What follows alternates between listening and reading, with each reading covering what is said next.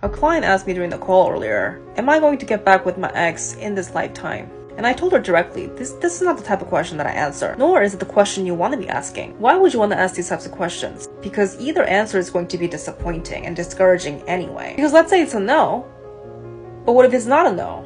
What if there is actually a window for reconciliation? What if there is actually a chance for you to get back together? And what if the window is much down the road? And not to mention there are different milestones that you personally have to go through in each of your journey before we even get to that point where that becomes more probable or possible. You see, when it comes to people's relationships and energetic exchanges, there are different variables that are in play. It's not always the connection you feel with this person. It's not always the love you feel spiritually even after the breakup. If we're just basing it off of your feelings and even their feelings to calculate the potential for reconciliation, it is honestly very likely to be misinterpreted, because that is simply the projections of what the person's wishing for, and it's not always accurate like that. So anyways, what if the answer is not no?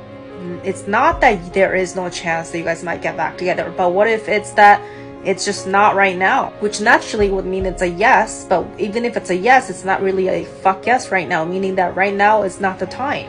And what if the time is not until 40-50 years later? Like, are you going to wait that much time? Are you gonna wait around for this person to come back around? This is why these types of questions are not only unrealistic, but also they're just not very empowering questions. The way I read, it's not black and white.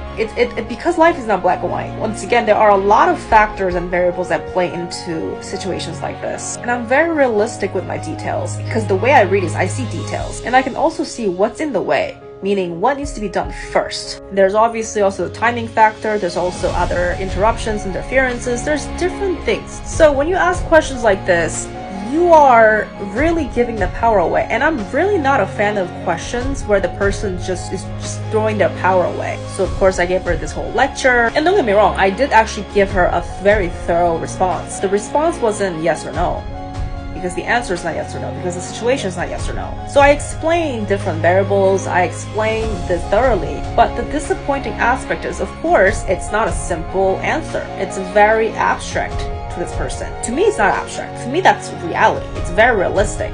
But because this person came with the expectations that it's either it's going to give them hope to hold on to, or something that they can accept, maybe they have to move on. But perhaps I made it more confusing. But it's not me that made it more confusing. It's your lack of choosing right this moment, where you're willing to move on with your life and help yourself with whatever you gotta do. That's the fundamental problem. Moral of the story, stop looking for things to hold on to, even predictions, and start living in the now.